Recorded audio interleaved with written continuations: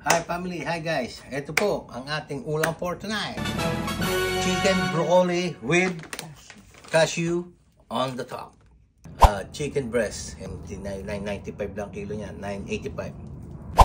Toyo, dato puti, oyster sauce, pamintang, yung ating toppings, kasuy, broccoli.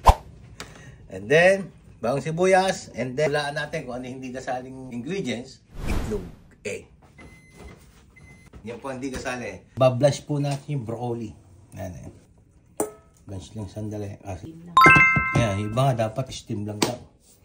Ito, binlash natin, in-steam pa. Dalawa. Sarap yan. Woo! Multitasking po tayo. Joke. Yung binlash natin broccoli, yung chicken, bisa natin. Wow! Beautiful. Hook! Matapon. Lalagay na po natin yung ating yan. Yo!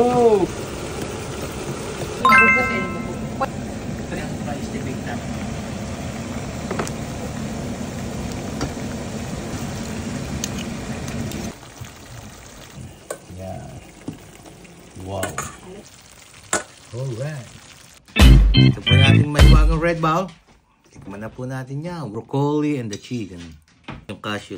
Lagyan natin ng family guys. Boom. Sarap family guys. Tamang-tama po yung lambot ng gulay. Mas maganda po talaga guys yung binablanch. Ito yung color niya. Green na green pa rin. Yan, tignan.